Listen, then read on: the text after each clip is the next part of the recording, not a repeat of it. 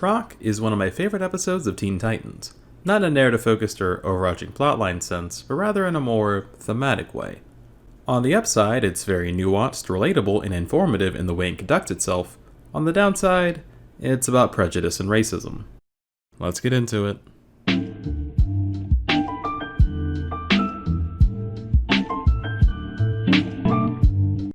The episode opens with an alien man engaged in a spaceship battle slowly making its way toward Earth. This catches the attention of the Titans, and they quickly watch in awe as he fights for his life while marveling at his piloting prowess. I really like the choice of music here as the fight goes on. It makes the encounter feel really engaging and gives each moment some kind of impact. Like, when he destroys an alien ship, the orchestra eases up a bit, giving us a brief moment of triumphant relief.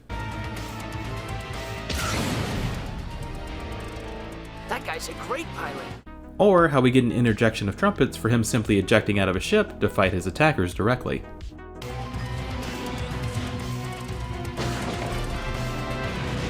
Overall, it really heightens the emotion in this action scene, mostly filling in for the large gaps in dialogue.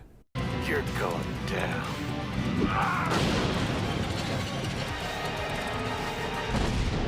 Is he...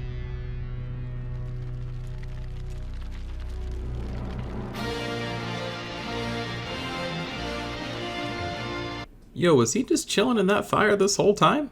Just waiting for them to show up? You see how far the Titan's tower is, right? Them running over the hill implies they didn't just instantly show up. It took them time to get here. With our triumphant alien man walking out of a forest fire that Smokey the Bear said only I can prevent, we learn that the victor's name is val-yor. Or, his name's val-yor, not Victor. Just had to clarify. Cue the epic intro music. If you watch my 4-part special where I ranked cartoon intros, then you already know how I feel about this one. I think it's in part 3? Part 3?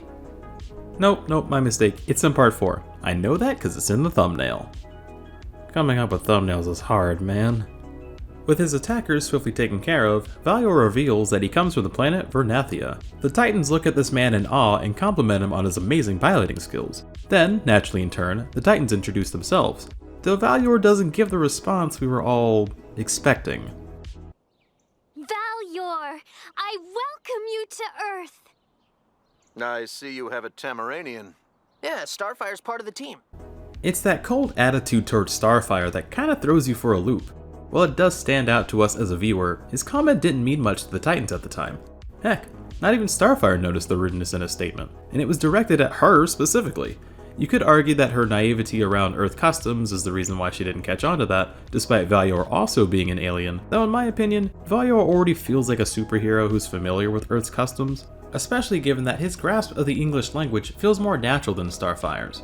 Now we could ask, how come the other Titans didn't catch on to his statement? Well, for that, I would tie it back to how val-yor was introduced, because the writers did a perfect job setting up his microaggressions toward Starfire in this scene. All the Titans were amazed by this guy's fighting skills against his attackers, and as far as they could tell, val-yor is a good guy, just like them. And so, seeing someone like yourself just absolutely killing it out there kind of sparks some inspiration in you, and certainly biases you toward liking them. You suddenly start seeing someone like this as a role model, because that level of success is surely something you'd strive to achieve yourself. As far as you're concerned, he could do no wrong. That's why the Titans are geeking out and basking in his glory, not to mention how subtle val-yor's statement actually was. From what they can tell, val-yor was just slightly surprised to see a Tamaranian. Remember, it was a microaggression. If you blink while it happens, you might actually miss it. After introductions, val-yor goes on to talk about who his attackers were, where we learn that they are called the Locrics, a race of vicious fighting machines seeking total galactic domination. You know, the usual.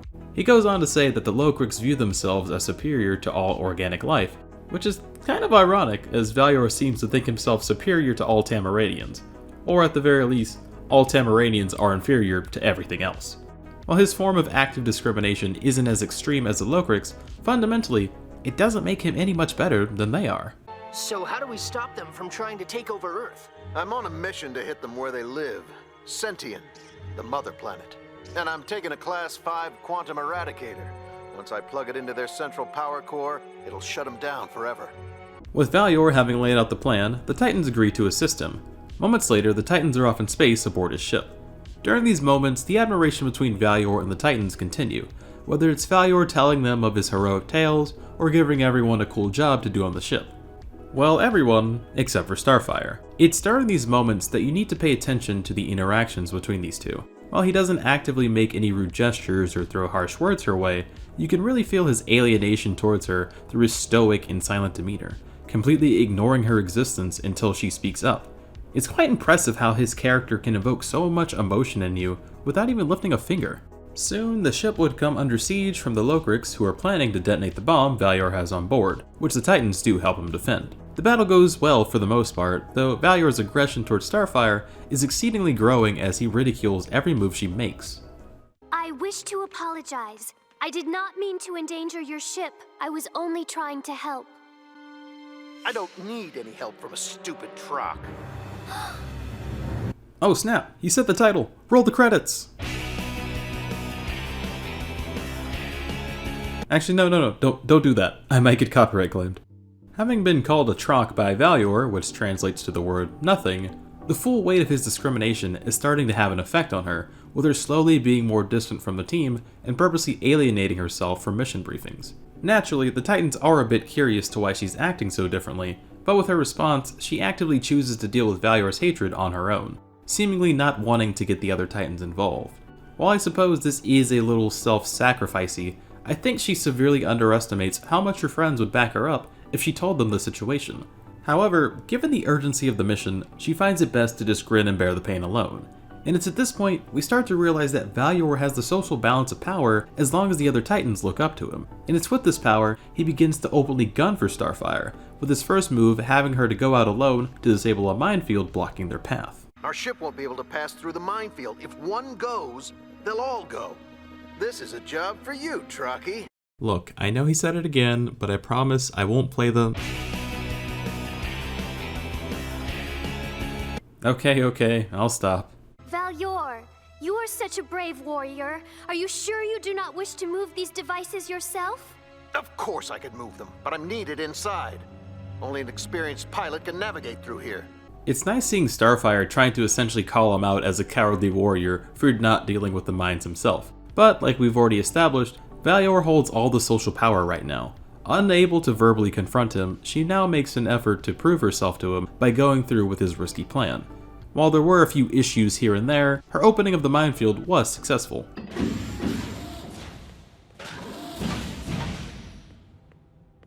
Way to go, TROQ!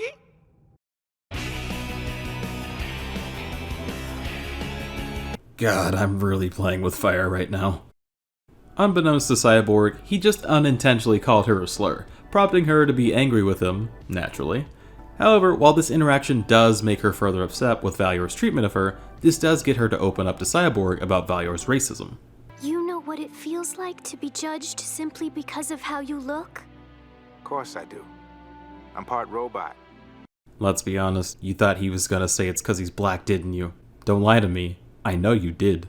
Real talk though, I've always enjoyed the group of misfits-like aspect of the Titans, with them being a family of characters the world might not accept so easily.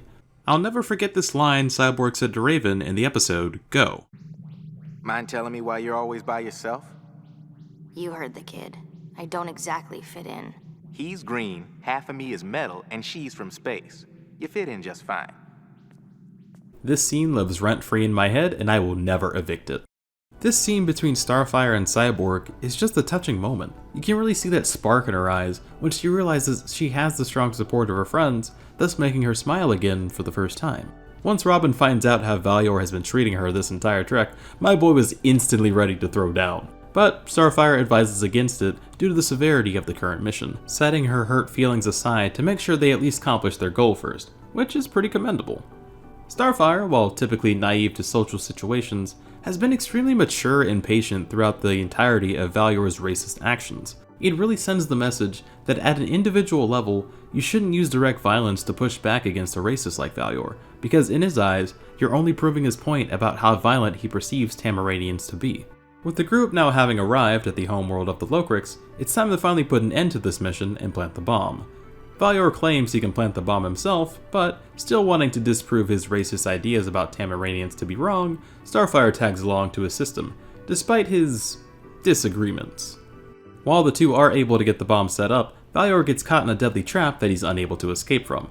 Despite his openly known hatred towards her, Starfire risks her life to save him, in which he really did not want to be saved by her.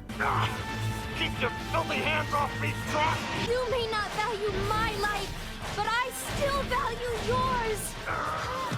The dude would literally rather die than accept help from a Tamaranian, which, I mean, would it be petty of her if she left him?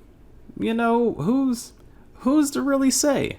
But hey, she's a real trooper for helping him out regardless. Together, they're able to set off the bomb and escape. With the mission completed, the group heads back to Earth to say their goodbyes, in which the Titans use this time to address the elephant in the room. Don't thank us. Thank Starfire. Yeah, she's the one who saved your sorry butt. Thank you, Starfire. I have to admit, you're not bad for a Tamaranian. You must be one of the good ones. No. The fact that I rescued you does not make me any better than other Tamaranians.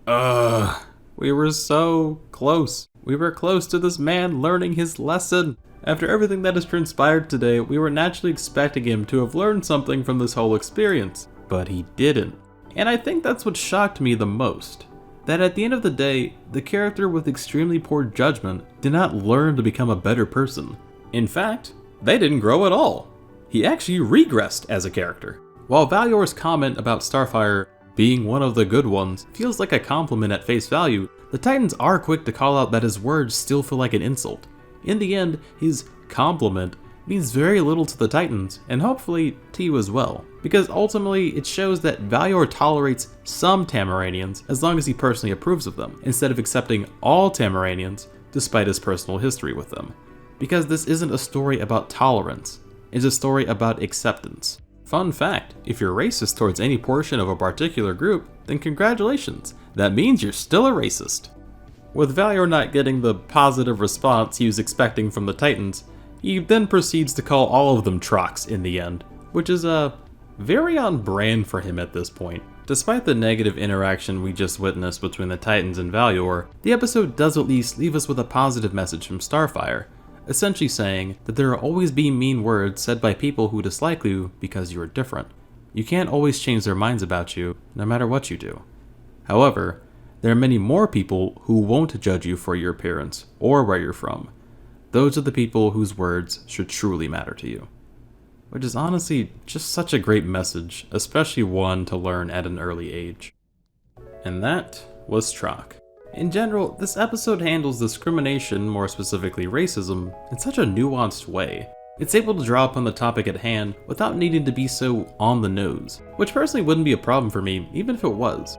But in a world where some people think sensitive topics shouldn't exist in cartoons, I think the best way you can present your message to these types of viewers with minimal backlash is to do it in a more subtle or abstract way. Presenting discrimination through two different alien races, where the audience has zero context on the history between them, really gives the writers a blank canvas to convey their message without needing to go too much into depth or lore about Tamaranians or Vernathians. For the sake of this plot, we don't really need to know why Vernathians would look down on someone like Starfire. All we know is, val-yor discriminates against her.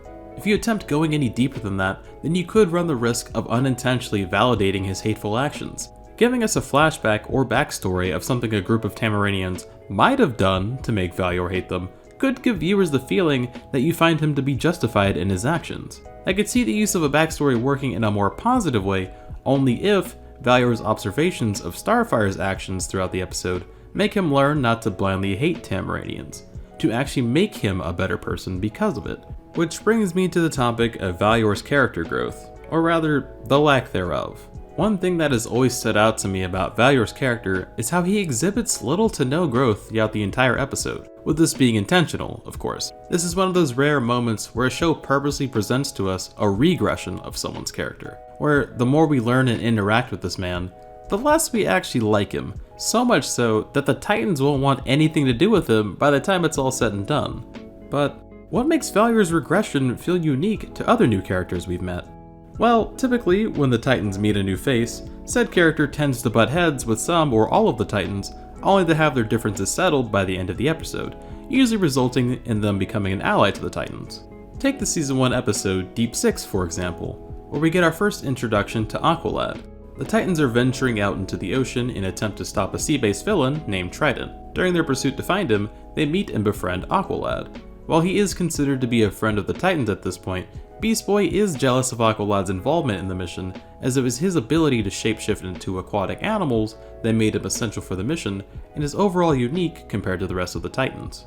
However, once Aqualad enters the picture, that uniqueness is somewhat lost upon him, as Aqualad has his own aquatic abilities that make him unique as well. This more or less creates a conflict between them, causing them to be at odds with each other throughout the episode, giving off the sentiment that the ocean ain't big enough for the both of them. Unlike the differences we've seen between Starfire and val-yor, ironically, it's Beast Boy and Aqualad's similarities in their aquatic powers that actually drive them apart. Though it's certainly more on Beast Boy's end, as he assumed Aqualad had thought he was better than him. Regardless, it was their common goal to stop Trident that made them work together. Whereas TROQ gives us the complete opposite, with val-yor's stubbornness to accept help from Starfire, even if it would save his life. Suffice to say, when it comes to racism, val-yor is ride or die, and well, I guess he's dying. He more or less ended up turning into an antagonist himself. Though, interestingly enough, we've also had characters introduced as antagonists or enemies to the Titans, who later became allies. Take the Season 1 episode, Forces of Nature, which introduced the characters Thunder and Lightning. The general premise here is that two superpowered brothers use their abilities strictly for their own amusement, regardless of how it may affect others.